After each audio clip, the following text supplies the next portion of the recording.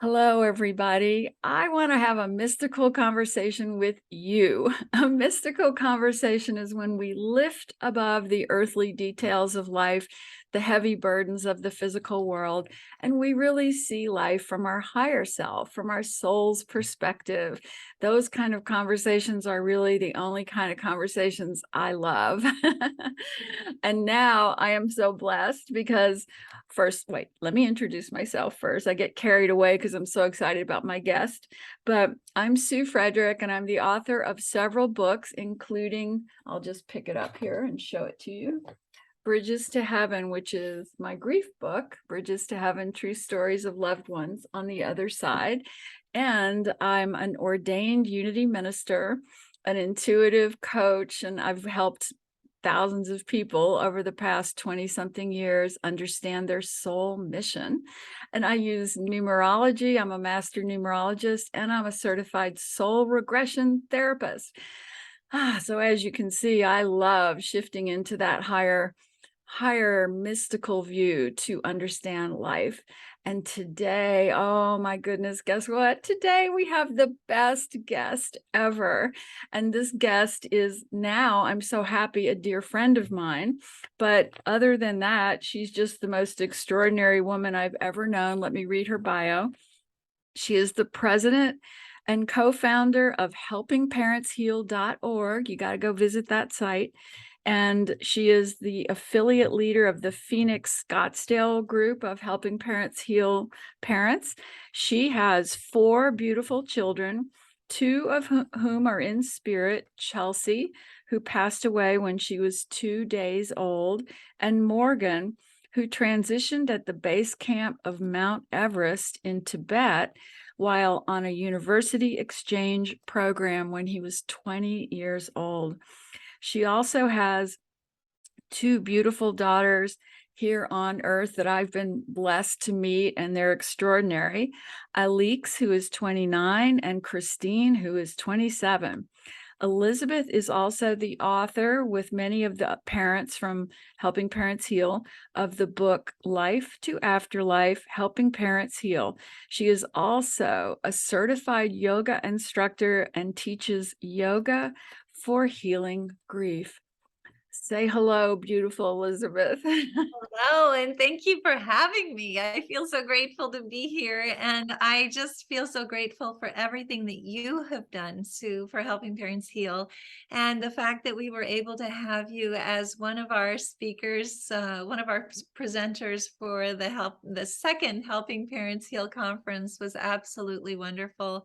You've done so much for all of our parents, and It's like I've kind of waited until now to meet you. I guess my work just had to keep kicking it up a few notches before, and I had to kind of get through ministry school and moving here, meeting you and the other moms from Helping Parents Heal. I just got to say, it is the highest light frequency. I've lived in ashrams, I've devoted my life to studying spirituality. I'm an ordained minister, and being around the Helping Parents Heal parents who've all lost a child, but as you say, their child is in spirit, which is a much better way to say it.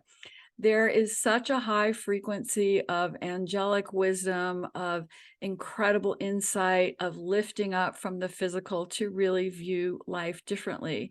Now, one thing I want to ask you, because I know that I've experienced it as well.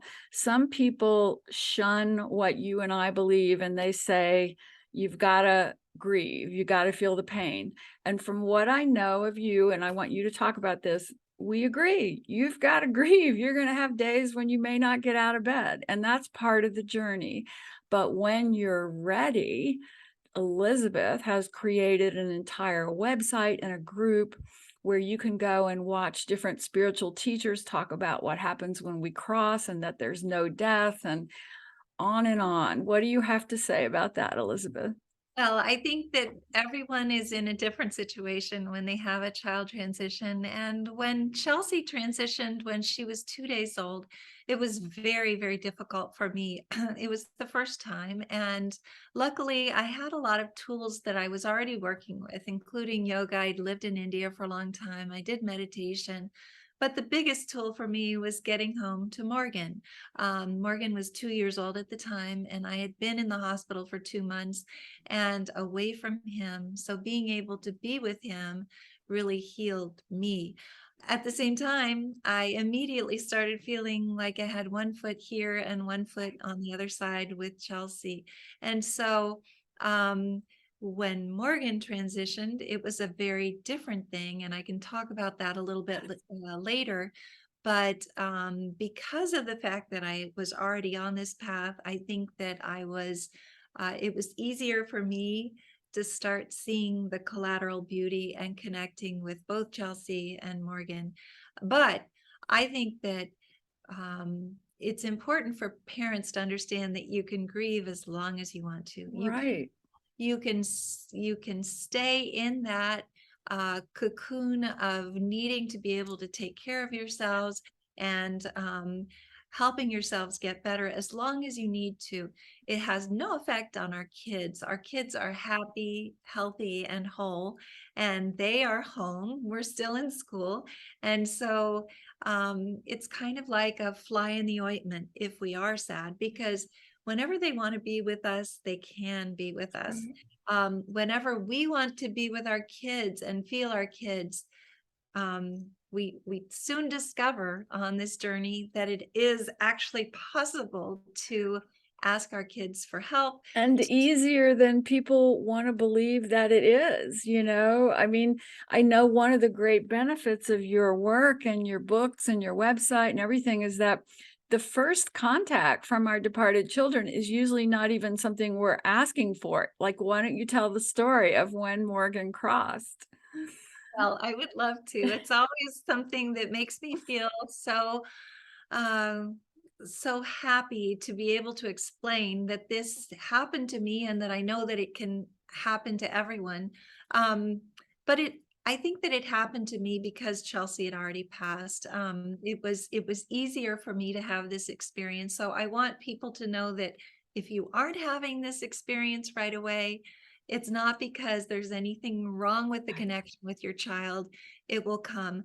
But Morgan had been studying in Nanjing in China on a student exchange program. He was with the University of Arizona.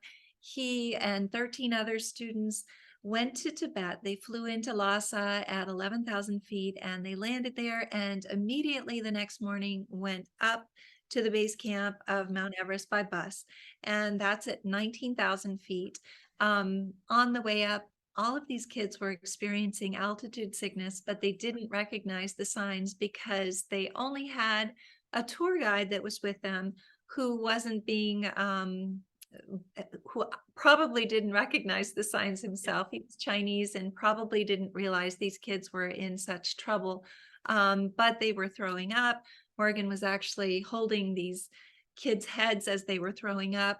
They were actually even urinating in the bus, which is a very strong sign of altitude sickness, but nobody recognized it. And when they got up to the base camp of Mount Everest, Morgan went to bed early. He had a terrible headache. And then the next morning at 9 o'clock in the morning, they couldn't wake him up. He was in a yurt and he had been sleepwalking that night, calling people by the wrong names, which is also a sign of altitude sickness. And so one of the kids on the program had a mother who was a doctor. He called her on his cell phone and she said, "Get Morgan down the mountain as quickly as possible. He's experiencing severe altitude sickness." The 13 kids picked him up because Morgan is and was 6'6", 280 pounds. So really a big guy. Put him on the bus, started down the mountain. And at that time, the director of the program got in touch with me and let me know that Morgan was having trouble. He gave me his roommate's cell phone number and I called him. And when I called Colin said, "Miss Boisson, it doesn't look good. Morgan is not breathing. We've taken him off the bus. He's undergoing CPR." And when he told me that, I said, "Colin, please put the phone up to his ear." And I told Morgan that we loved him, that we were proud of him, and not to be afraid. And every time I say that, I feel the same thing. I got this enormous hug from Morgan. And I was here in Cave Creek. He was in Tibet. This picture is the last picture that Morgan took when he was in Tibet, actually, the screensaver that I have behind me. And I felt it as clear as day. I knew at that moment that love lives forever, that Morgan was not gone, and that I was going to survive, and that I wanted immediately to find other parents who were experiencing the same thing. So I have to ask you, that happened in 2009, is that correct? Yes, it is. So when did you actually decide to create Helping Parents Heal? 1 week after. So I started the group online because I was looking at other groups. There are other bereavement groups that call themselves bereavement groups. We don't call ourselves a bereavement. Right. We call ourselves a support group for parents who have children who have passed. Bereavement is probably one of the saddest words in the dictionary. And obviously, you also know that we call ourselves Shining Light Parents, I which is love that something that so much. very different from what normal, I know. yes, other groups would call Yeah. a parent who has had a child transition. And so we know that the light of our children shines through us. And I was going to other groups and I would want to talk about these amazing signs that I was getting from Morgan, because the signs didn't stop there. Right. They kept coming and coming and coming. And when I would get there and want to talk about it, the people who were running the meetings would say, "Oh, we don't talk about that kind of thing in our meetings. That's not something that we ever discuss." And so people would come up to me in the parking lot and say, "Tell us about what you're experiencing. We That's are so too." great. That's so great. I just love every moment of that story. You Oh, know, just, talking about me and my grief for a moment. When my husband Paul died, it was back in 1979, and he showed me his spirit as he was leaving his body. And I came out of the hospital room to announce to his friends, like I said, I saw him leave his body. His death was beautiful. It was the most beautiful thing I've ever seen. And all of his friends looked at me like I was on drugs. And they cried. And then, of course, they needed to cry. And, so I knew in that instant that Paul lived, and he came back that night to show me. He got in bed with me as a spirit that night. I felt him with my body. Um, However, I will not say that I didn't grieve, because I would have, like you say, we have to walk, and I write about this too. We have to walk in the physical as a human and feel those emotions, and we have our soul, our higher consciousness, our true essence as a divine being going, wait a minute, there's more to this. Are you ready to step into your soul's view of this? Because your beloved never dies, and they're still trying to help you and heal you. And I vacillated between those two viewpoints. Well, I still do. I'll have a sad day. In fact, I was very sad on Sunday, and I knew I needed to shift my awareness. So I went for a hike in the desert and called out to all my departed spirits to lift me up. Instantly, I was elevated and inspired and carried into that. And that's why I say, anybody who's listening, you don't have to be a psychic. You don't have to be a medium. You don't have to go through hours of meditation. Take a breath. I even say you just look up physically. That helps to change what you're thinking about. It opens your heart, it quiets your mind, and then just call them in to help you. And you can say, please, beloved so and so, come and lift me up today. I'm having a hard day. And I guarantee, you can call me if I'm wrong about this, but I guarantee you're going to feel some love coming to you and some lifting up. Has this been your experience with the parents that, I know so much about your story, but like Carol and Lynn and all these beloved moms that you have brought in, they share these same kinds of stories, right? well, they do, and I feel so grateful to know all of them. But I can say that that in the very beginning, for most of the parents, it's not an easy journey, and especially if you don't understand. I feel fortunate, and again, I just want to kind of emphasize that I think that this happened to me because Chelsea had already passed, and I've been told that Chelsea grabbed Morgan's hand. She was the first person that he met when he transitioned, Of course. and she brought him to me to give me that hug. So I don't want anyone to think if their child passes and they don't have this same experience that their child is not going to be communicating with them, because that's their biggest dream. In fact, they work together on that Yes. side the same way that we all work together on this side to communicate with our kids. They're working to communicate with us. And I Totally agree. I totally agree with that.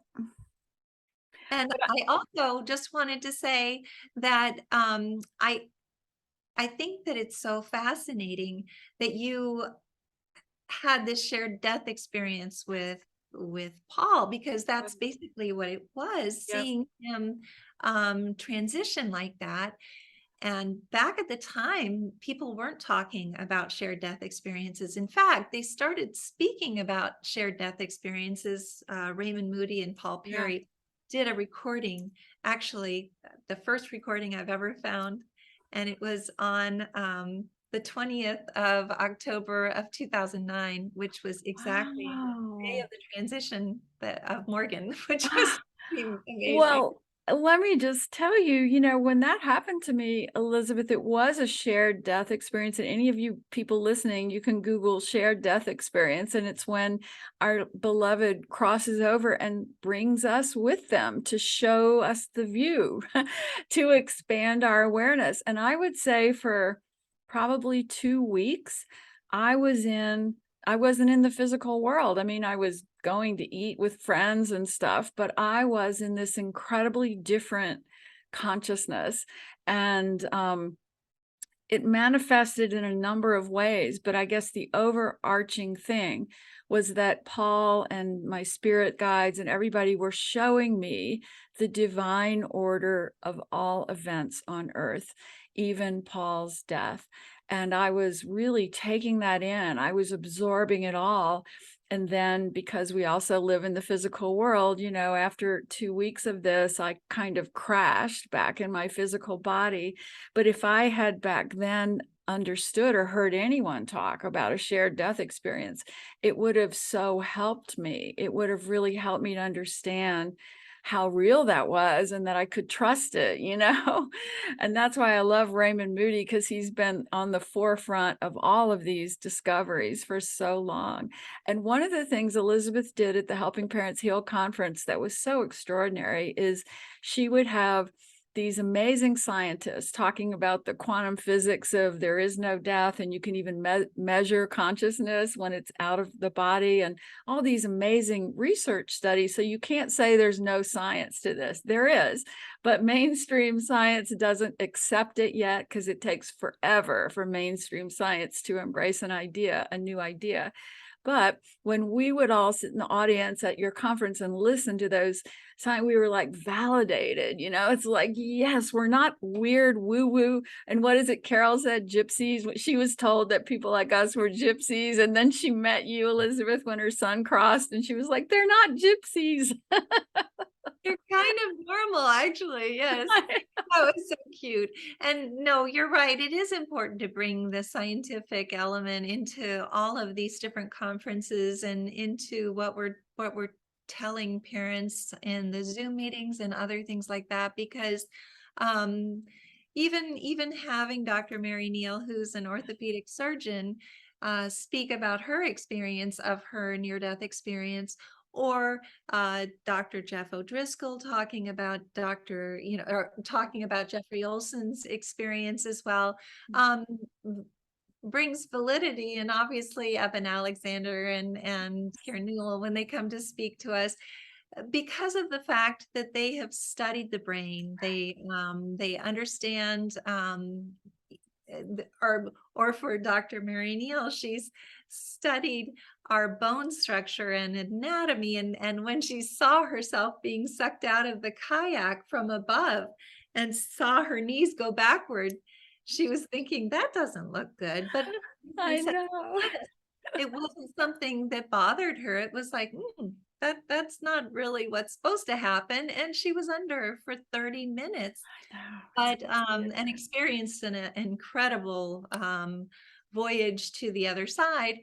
But at the same time, she's so normal. And so I think that it is important to bring in all of those aspects. I think that you and I are probably much more, let's see, we kind of have our heads up in the clouds, but at the same time, I don't want to be anyplace else. I I love agree. being with the kids. I love being one foot here and one foot on the other side. And I I think you, agree. I mean, I'm so blessed because Paul's death way back in 1979 set me on a journey that I know I wouldn't have taken without him just putting me through that experience because it was so painful.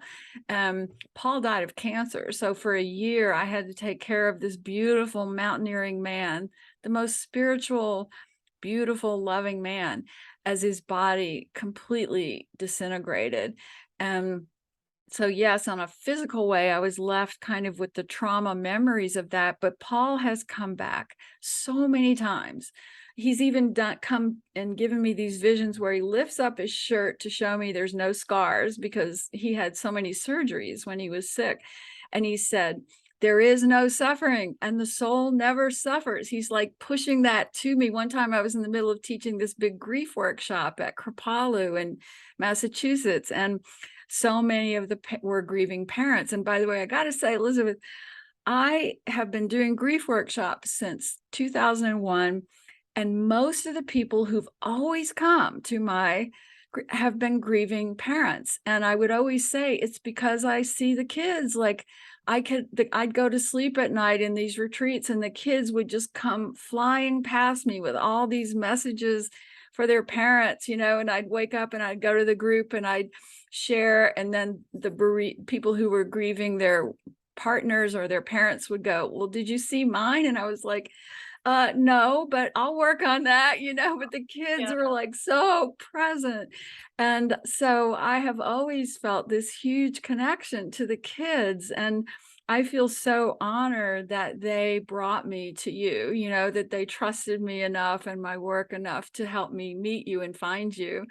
And Morgan, on that note, your beautiful son in numerology is a Sag 33 master soul, the highest frequency a soul can come in on.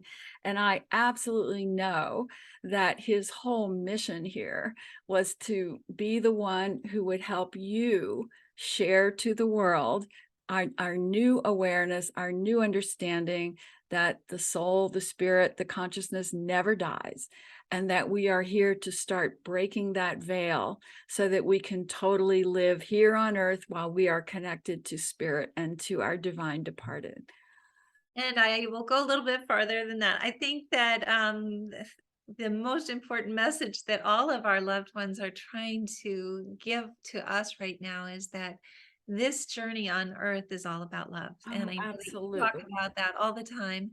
I think that more than ever right now, we need to remember that this is what they're trying to convey to us is through all of the ways that they're trying to connect with us, is that we need to love each other. We need to help each other too. And being able to Absolutely. reach a hand back and help someone forward is the most important thing we can do here in this life, because this is such a short time, and we are going to be back with them in the blink of an eye. And it's going to be as though not 1 second has passed. And I think that every parent that I know who has experienced the passing of a child and who has become a shining light parent, the one thing that they work towards every day of their lives is to make their kids proud of them. Yes. To know that when we get there, not just kids, Paul proud of you, all of our loved ones in spirit proud of us, because it's such an important thing for us. And it's why we're still here, like that's what I've always been telling people, whether who were my clients, whether it was they were grieving a spouse or a child. I would say, there's a reason you're still here. You know, there's no accidents. This is all soul choices and life plans that have been created to help us grow before we even dropped in here. So if you're still here today taking a breath of air, it means you've agreed to stay and not only absorb the lesson of grief, which to me, and as you said, is all about love and compassion and opening the heart. Because when you've had your heart devastated by grief, you know that all that matters from then on is living with love and compassion. So when you are still here, whether it's through writing a book or helping grieving people or just being a shining light like you are or starting a nonprofit, we are here to turn around and help others through the journey of our pain, that what we've learned. And everybody has a unique way of doing that. And that's why I love numerology, because it shows the unique way. So for you, beautiful Elizabeth, for my numerology people, she is an Aries 5. And what I always say about the 5-path soul is you've come in with so much charisma, so much beauty, so much ability to be in the physical world and be comfortable here. And everything and everyone comes to you because of your charisma. And because of that power of the Aries 5 charisma, you have accepted your job, which is to be on the stage of life, helping people change their very embedded ideas about death and loss and grief and lift them into a higher awareness. Nobody could do it but you, because I look too woo-woo, I am too woo-woo, but you, if anybody came to that conference, they saw this amazing woman dressed to the nines in 6-inch heels, jumping around on the stage. She's not even a physical being. Like, we were all sitting in the audience going, she's not even human. She's an angel, you know? And you chose that path so that the world would listen to you with the message you have with Morgan and Chelsea at your side. It's such a beautiful soul agreement, Elizabeth. Well, thank you. I just have to say about those heels, I had just broken my toe the week before, so it wasn't easy to wear them. And then secondly, I was waiting for the time that I was going to come crashing down from that stage. I kept telling myself, one of these days when I'm jumping off that stage, it's going to happen. I think the kids had my back though, which was really Yeah. nice. But that was a wonderful conference. And I just, one of the things about the conference that was so wonderful was to be able to see all of these incredible parents and providers that we get to see over Zoom. And we have been seeing over Zoom for years, in person, to be able to hug them in person and to be able to speak face to face with them. But anyway, thank you for saying that. I Oh, it's true. Don't even be shy about it, you know? If we pick our paths to get our work done, you know? And I was joking around telling you, you know, my soul chose the path of the 22 master soul, but it's based on the 4, which means constant work to help shift consciousness. It's a very different vibe than your 5 path. And, you know, I just have another book. I was gifted that a publisher wants to publish another book, but I've been like losing my mind trying to get through the copy editing phase of it. And I was telling Elizabeth, you know, my next life, if I can have anything to say about it, I'm choosing the 5 path, because I forgot to include like vacations and downtime in my life plan. But was I'm important. grateful for my work. I love my work. Well, you write the most beautiful books, so it's going to be wonderful to have another one. This one must be about past life regressions. Is that right? Yes, yes. It's called Through a Divine Lens, Practices to Quiet the Mind and Open the Heart. It's being published by Inner Traditions, and it comes out in June. And it's got, you know, how do we shift into our divine point of view? And here's an example through a soul regression that I've led, and it's the transcript of that soul regression. And guess who is in the book? Our beloved Elizabeth. And here's another amazing thing, listeners, pay attention.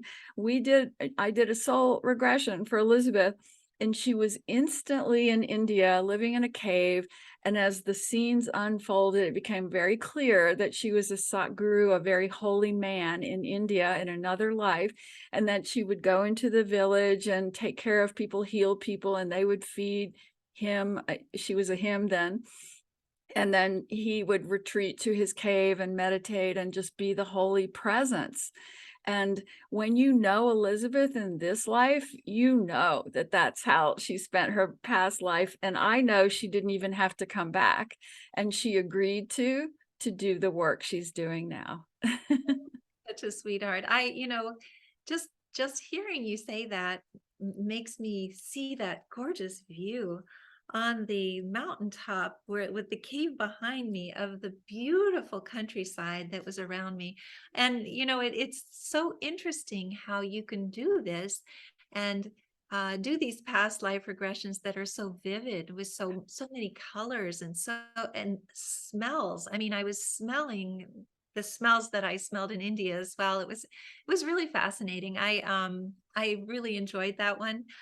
I've done one other past regression in my life, and it was not a happy one. So that one made me very happy, and I thank Good. you for that. Well, my amazing thing is I get to kind of go with you on these. Like, I can't even keep my consciousness from going on it. So I was beside you. I still have the visions of it, the memories of the cave and of you walking through that village.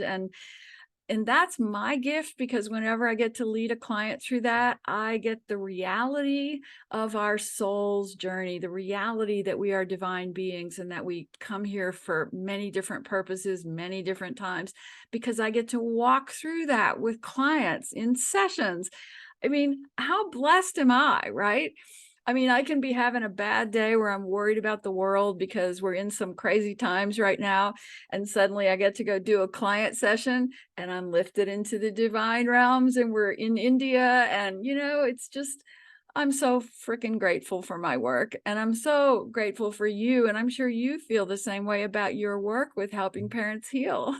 Oh, I do. And I must say that it is nice to be able to do that work and then tell yourself, okay, I've been told this over and over again, but this is just school. Yes. Everything that's happening here is teaching all of us something for a reason. There's no chaos that's happening. This is not something that's happening in a vacuum. It is happening for a reason. Mhm. And we will understand a little bit better as we move forward, but we should not live in fear. We should Yes. live in love and So help. I agree. And I got to share Sunday. Remember, I told you I was upset on Sunday. And so I had to go for a hike, or maybe it was Saturday. I can't remember. Saturday, I think. And so I woke up upset because I caught a few news headlines and I was getting really concerned that there might be violence at election time. And so I knew I needed to shift out of that view. And so I went into the desert on my walk and I was calling out instantly, and I always call out to the kids because I feel them and see them. And then I was calling out to Paul and Chrissy and my dad, and I was going, I just need to really know what is happening right now. I mean, you guys need to really explain it to me so that I can get my arms around it. And as I walked, I got a pure download that these challenging times are necessary, and yes, they're going to happen, and there may be some violence, but it is not going to be the end of the world. And it is part of a necessary step of our shifting into the higher vibration of love and compassion. And that was given to me and shown to me so clearly. And I got the message of, quit worrying about it, quit resisting what's coming, quit being afraid of it. And, of course I'll vote, but I don't have to go into the emotions of worrying about the world. Instead, I need to do what is mine to do, which is just shine my light, do my clients, take it a day at a time, and do my work. And I got that so clearly in the desert. And I came home like, oh, I'm so happy. Now I know what's happening. Well, I think that you're exactly right. And I think that um, one of the things that I hope that everyone understands that is listening is that we have a huge team of helpers that you were talking about, but we have our spirit guides, we have our angels, we have all of our loved ones on the other side who are helping us through this period. And all we need to do is ask. That's the most important thing, is that we ask, because they can't necessarily intervene unless we do ask and say, hey, I need some help here. Could you help me with this? And it's amazing the things that happen when you do ask. And you're so right. I mean, they're not allowed to push us. And it's one of the divine laws of the universe. It's like everything here is free will. So, if I had decided at the age of 30, as a bereaved widow, and I was quite angry at the world at that point, if I had decided, I'm just going to be angry the rest of my life, I could have done that. It could have been a free will choice, and there's no punishment. It's just that I wouldn't have accomplished what my soul put me here to do. I wouldn't have written all the books. I wouldn't have worked with all the clients. And when I think about that fork in the road, I think I wasn't even alone in making that choice. It's like from the moment Paul crossed and then Chrissy crossed immediately after, they weren't going to let me screw it up. I can tell you what, they were coming to me in so many ways going, look over this way, Sue, think about it this way. And I know we all have that. And as long as we're still having at least a minute, if silence a day, I like to say you need 10 to 20 minutes in silent meditation, but a lot of grieving people say that's too hard. And I'll just say, okay, well, give me a minute or two where you sit down, and I recommend you close your eyes and take some deep breaths. And instead of talking, thinking, just listen. I'm a unity minister, and we call meditation listening to God, listening to the divine. We got to shut up and listen. And when we do, all those answers are there. All that help is there, because we are never alone. Never, never alone. And you're exactly right. And just look at all of the wonderful things that have come because of the fork in the road that you took. And I just have to intervene here and just say that when Morgan transitioned, I immediately saw a fork in the road in front of me. And I saw in that fork, I saw this crazy lady in Cave Creek curled up on a bed with a bottle of vodka for the rest of my life. Or I saw my two daughters, who are just as deserving as their brother, um, needing me and needing me to be able to move forward and help them heal as well. And so, not that it's not okay to spend a little time on that other fork, Yes. but the important thing is understanding that um, no matter where you are in your life, there are always people who need you. There are always people who look up to you, who um, want you to heal, first of all, and want to help you heal. And being able to reach out to those people and to help them as well. And in fact, the thing that has helped me the most is helping others. And I think Yes. you've also discovered that. Oh, Um, when absolutely. I'm able to reach my hand back and pull somebody forward, my whole day has become brighter because It's of that. it's And it's the gift of our pain, like the moment we turn around and say, let me help you, baby. Let me share what I've learned on the journey. It gives our life the purpose and meaning that we came here to find. And that's different for everybody. I'm not trying to say you all need to be helping out in the same ways that Elizabeth and I do, but your unique gift. It's maybe music, it's maybe theater, it's maybe writing, it's maybe talking to people.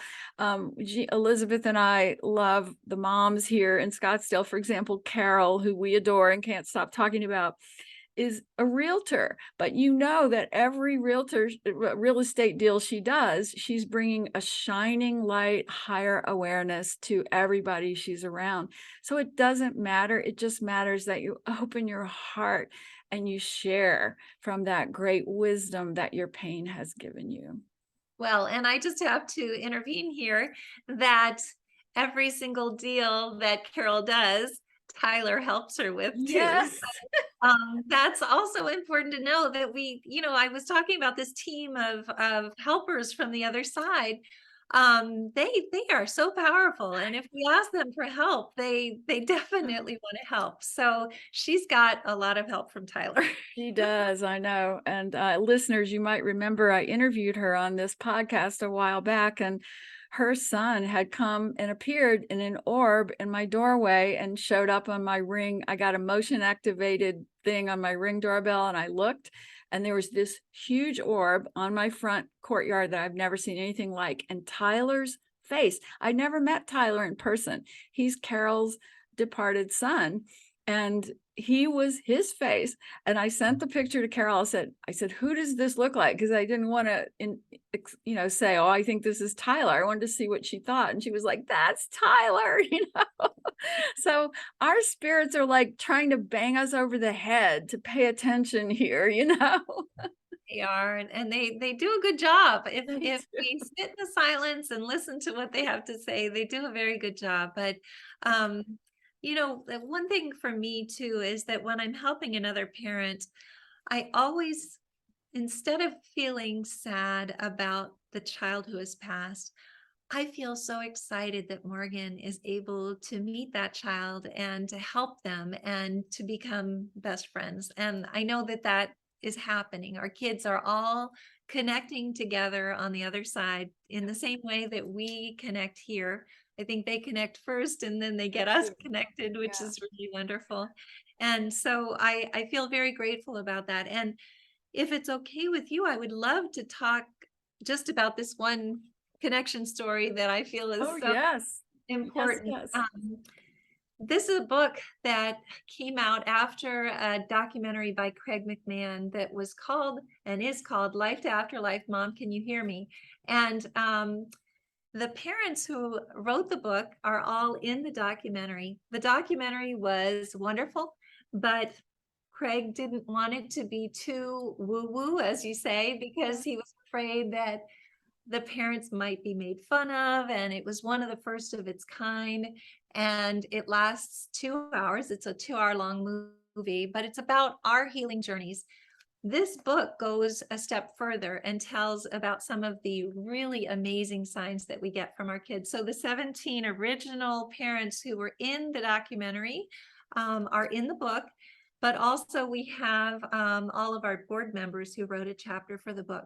So what I was going to say about this book, though, is that all of the parents who wrote this book are shining light parents, and we define shining light parents as parents who have discovered that the light of their kids shines through them. And so they have gone a certain distance down the healing path, which is really wonderful for people who are newer on the path. But it is such an uplifting book. And I wanted to just say, too, that at the end of the book, I have a list of 10 different ways to heal from the passing of a child. And I'd love to just say the first one, for instance. Yes. Know that your child is not gone. This is so important for parents to understand. The veil that separates us from them is as thin as a sheet of wax paper. They are not someplace in the ether sphere. They're right here with us. And when we see them again, as I said, it'll be as though not 1 second has passed. I think that unfortunately, so many parents, when they have a child pass, they have no idea of where that child is. And I think that a lot of times religion kind of Yes. uses the issue and it makes it very difficult. Everybody is in the exact same place. They're all in the same I place. agree. I agree. That's, to me, the worst thing about religious dogma. I grew up Catholic, and I have friends who, when they saw signs from their departed, the priest told them, no, that's the work of the devil. You can't believe in that. And that is not only untrue, but it is so harmful. It is such a hurtful thing to tell someone. It is hurtful. And, Morgan needed to have a service in a fairly large area because of his high school friends and his college friends. And in speaking with the minister turned to me very early on in the conversation and said, had Morgan accepted Jesus Christ as his Lord and Savior. And I said, well, I'm really not sure because he was only 20 and we Mhm. didn't discuss that very much. And he said, well, I can't say he's in heaven if he didn't. And this was 2 days after Morgan transitioned. So Oh he my was still gosh. over in Tibet getting Morgan's body, bringing him back. And so I just feel that it's very hard for people to be able to move forward and heal without knowing 100%, which is, I know from so many stories, 23,000 parents who belong to Helping Parents Heal, all of these kids are in the same place. And it's Yes. healthy. They're happy, healthy, and whole. They're Yes. our big cheerleaders. They high five each other every time that we smile because that's their biggest wish is to Right. smile. And I just got to give a shout out to Unity. And the reason I became a Unity ordained minister, Unity teaches, and it's the only religion I found. Maybe there are some other New Age religions similar, but it's the only one I found that says there is no punishing God. You are not judged by someone or something for your life. Everybody's a soul on a journey trying to evolve and open into a loving consciousness that we define God as a loving consciousness that runs this universe. I mean, that there's no greater principle than that this universe is run by a loving consciousness we call God, which means when you cross over, if you chose the path of the vodka bottle for the rest of your life, that's okay. You're held by the angels and shown, oh gosh, maybe, well, I could have gotten off the couch, maybe I'll go back and try again. It's just this loving universe, and there is no punishment. And when a mom loses a child, especially to suicide, they are going to be told by family and friends that their child is in, I hate to even use the word, hell. And one of the greatest things that you do, Elizabeth, and that Helping Parents Heal does, is you bring them into the fold where you can say, no, your beautiful child is right here. They just had to leave early for their own reasons that we might not even be able to understand, but it's a soul's journey and It's there's just no judgment. Yes, it's just an exit point. So Yes. anything that happens to our kids, whether it be suicide, accidental overdose, or a car accident, Yes. all of those things are just exit points. And in fact, if those exit points are not necessarily taken, they might transform into something else. So I have had situations where I've seen a child who has completed suicide, Right. who would have been in a car accident the week after with all of his best friends going to a football game where all three of them passed. Right. So if he hadn't passed Right. completing suicide, he would have been in that car, or vice versa. So Morgan, as soon as he transitioned at the base camp of Mount Everest, we went to see a medium, and she told me that Morgan was saying that if he hadn't transitioned at the base camp of Mount Everest, it would have been on the I-10 driving from the University of Arizona up to Cave Creek Right. in a car accident. And I believe that. I Yes. believe because I do know that right before Morgan left to go to Tibet, he told me as we were packing his suitcase that he was not coming back this time. And he said, Mom, I don't think I'm coming back from China this time. And I said, Morgan, you don't even need to go. You've already got all your credits. If you feel that way, just stay here. And he said, no, Mom, I'll be fine. And it's interesting because a lot of kids who transition, who come to speak through mediums, say that they're fine. They're Yes. fine now. And so I think they're even better than fine Yeah, though. I agree. But it's kind of a terminology, and I Yes. feel like that wording, the wording that he used was a premonition. And Yes. I must say that I knew from the time he was born that he wasn't going to be with me forever. And that's a familiar story that moms tell all the time, where they say, I always had this feeling that I wasn't going to have this child forever, and I've heard that and you've heard that from so many of these moms. And what's interesting is that Paul, my husband who crossed at the age of 29, his mom, who I was very close to until she crossed, she would tell me the same thing where she would say, "Oh, Paul is so unique and so special and sensitive. How's he going to survive in this world?" And she would always be told by the higher consciousness that you don't have to worry about that. That is not his path to worry about.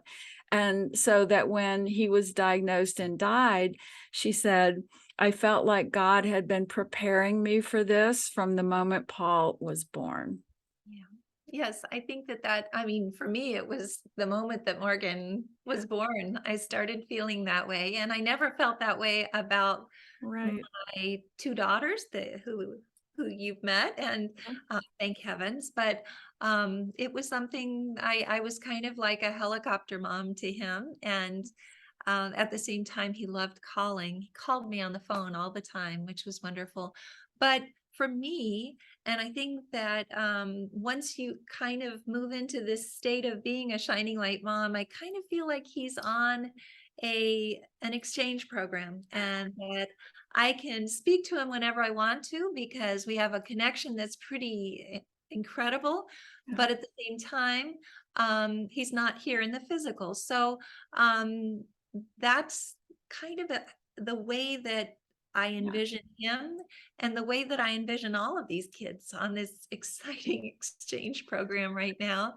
They are so much happier and so much in such a much better place than we are. But we need to be here Yeah. because we need to accomplish a lot of wonderful things before we cross over. We do. And before we wrap this up, I want to ask you if today someone is listening who just recently lost their child, what is the one thing you would say to them? Well, first of all, this journey gets softer and easier. It's really important to understand that the way that you're feeling right now, today, is going to get better and better. Second of all, your child is not gone. Even though you may hear the word lost, we never say lost because they know better. We know better where they are than probably Right. where they are right now. We're here for you. We have caring listeners, a group of 33 caring listeners who are available 24/7. They are completely volunteer. And we have their bios on our website, www.helpingparentsheal.org. And you can call them. They all have different kinds of life situations, and we have them in 9 different languages as well. So not just English, different languages. We also have a library of YouTube videos. So there are about 420 that are available on our helpingparentsheal.org website as well, including Sue speaking about numerology. Sue has, I think you've spoken to us maybe 3 times so far. Yes, it's been Every time a great, wonderful experience. wonderful. Absolutely. We have Evan Alexander, Dr. Raymond Moody, we have Dr. Mary Neal, we have just so many experts in the afterlife field, as well as grief experts like David Kessler, and as well as Shining Light Parents. And Carol has a video on there, Carol Allen, Yes. which is one of our most viewed videos Wow. because she has such a beautiful way of explaining her healing after Tyler passed. So there are so many resources. Everything's free of charge, and we would love to have you join us.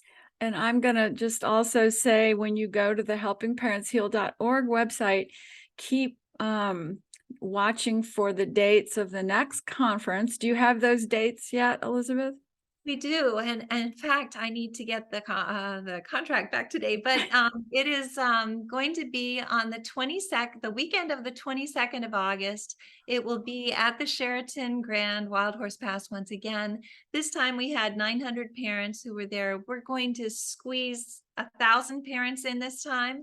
I think it'll work, and we're really looking forward to it. In fact, Irene Vuvalidis, who is our conference chair, is going to be hopefully speaking to you sometime soon, maybe more about the conference, which would be wonderful, Awesome. about everything that happened at the conference. So Anyway, I truly appreciate this opportunity. Also, one other thing, we have a Facebook group, and the Facebook group has Zoom links. So we have meetings about 5 times a week that are available to parents, and they're free of charge, and you can join any Zoom link that you would like to.